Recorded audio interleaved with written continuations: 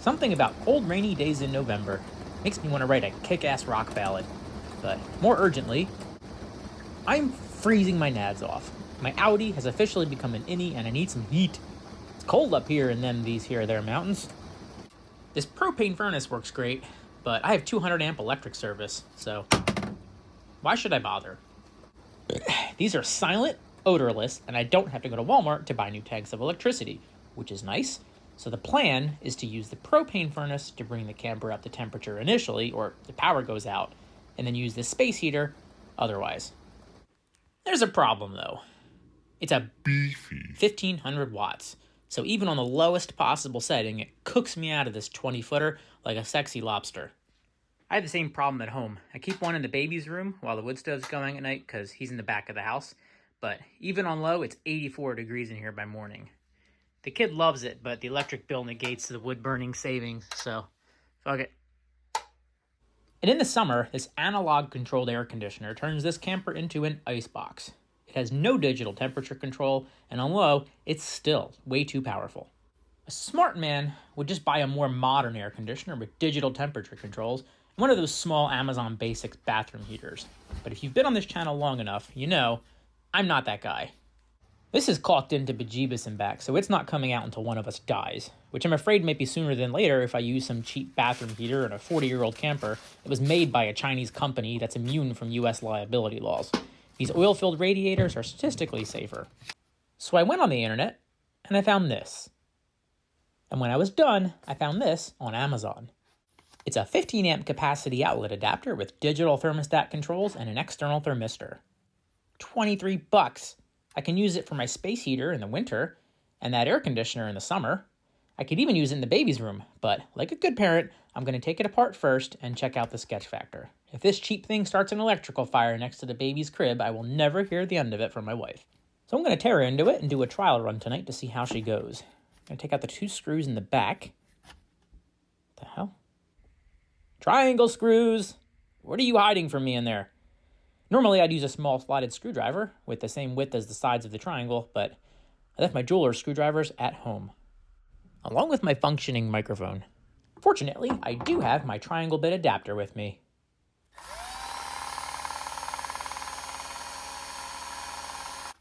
I probably put clips in here.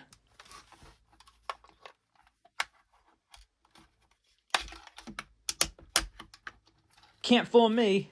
I'm smart. Not like they say. I have no clue what this does.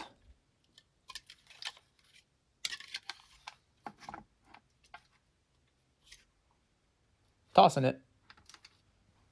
This is the power switching board. Almost everything here exists only to provide DC to this relay and that small IC. The relay has a DC coil, and ICs need DC to function. Tongue twister. So the AC from the wall gets rectified by this little bridge rectifier, transformed by this yellow transformer up here, and then filtered by these capacitors. Absolutely not in that order. The chip itself is a power management chip or voltage regulator chip, according to Taobao.com and I guess whatever translator app you happen to be using.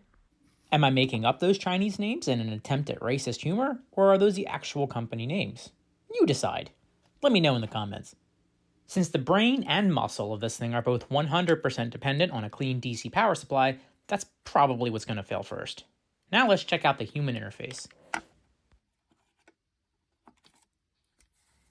System control board. LCD display with 4 membrane switches. It's actually really cool how membrane switches work, if you don't already know. Each button has 2 afro picks, intermeshed and etched onto the circuit board. The membrane switch shorts the 2 afro picks together, sending a signal to the controller. Basically no moving parts. Cheap and durable. I have no idea how the LCD makes contact. I mean, I see the individual traces on the board, but there's no individual contacts on the screen end. And I have no cell phone signal to look it up. So, I mean, one of the best things about having this channel is that someone in the comments is going to know, and they'll explain it to those of us in the back of the class. This is the PLC, made by a company so humble they forgot to put their name on it.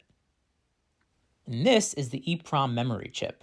Electronically erasable, programmable, read-only memory, I believe. That saves your settings when you turn it off. This was soldered by hand during second shift. And this was soldered during first shift, or by a robot. The neutral and the ground just pass right through. This is the neutral. It's got a nice eyelet on it. And this is the hotline. They swapped the colors. This is crimped nicely, but check this out. They just stripped it and used a milligram of solder. Not even. And that's the hotline. So if that pops off and arcs against ground or something, yeah. Maybe I'm being paranoid? Probably not. Overall, no real surprises. It looks like it costs a genuine $23. I wouldn't trust it in my favorite kid's bedroom. However, it's perfectly fine for the other one. But will it burn down my camper?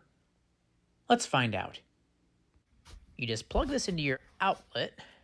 It's a little bulky, so it does take up both slots. It's got multiple functions. You can set schedules like turn on for this amount of time, turn off for that amount of time. I don't really care about any of that. I'm going to set this with a cut on temperature of 64 degrees because I'm a delicate little flower. And a cut off temperature of a reasonable 67.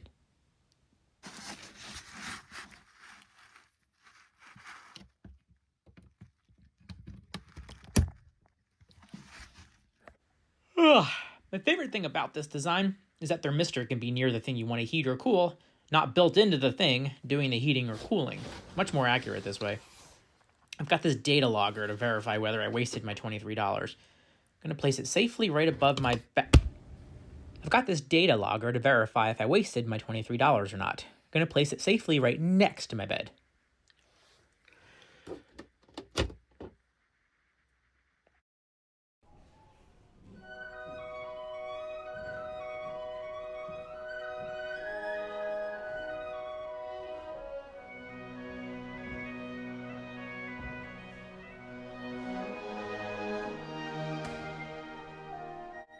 As you can see, I conked out just before midnight, and even on high, the heater failed to maintain the cut-on temperature of 64 degrees.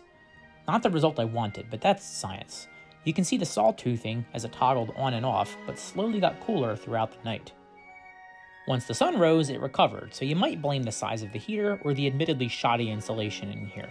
But you can see the heater cycling on and off even while being below the set temperature. And with the sun up, it overshot by 3 degrees. Inaccurate thermistor, maybe? The device shows 63, and my actual is 64.9, despite these two literally intercoursing on the sofa. To cause my problem, the device would have to be reading higher than actual, not lower. Back at base with my freshly calibrated, very expensive thermometer, my data logger, and the Gidget, all having some hot three-way action on the workbench.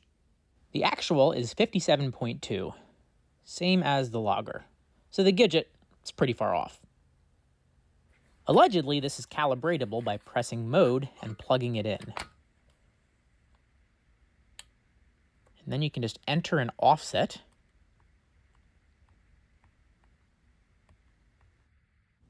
Because I'm a hypocrite who doesn't learn from his mistakes, here's an Amazon Basics space heater. That's a little overly ambitious for a $60 heater.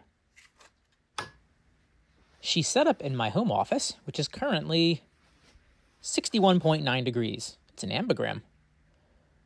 That's convenient, because like real men, I install my receptacles ground up.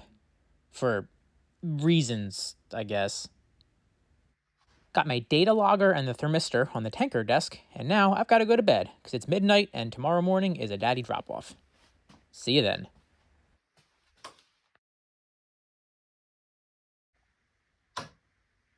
Let's see how we did with a fresh calibration. An initial overshoot, followed by a beautiful sawtooth plot that overshot and undershot by half a degree, which is in the specs on the box. It was supposed to be 61 to 66, so this is pretty good. So, a classic cheap Amazon device. Looks snazzy and mildly dangerous, but by the loosest definition of the word, it's usable and functional. Out of the box, it has a mind of its own until you calibrate it, and if I'm going to run a 1500 watt electric space heater through it, where any of my kids sleep, it's not going to be the kid that looks like me. Thanks for watching, and thanks for 50,000 subs. Means a lot.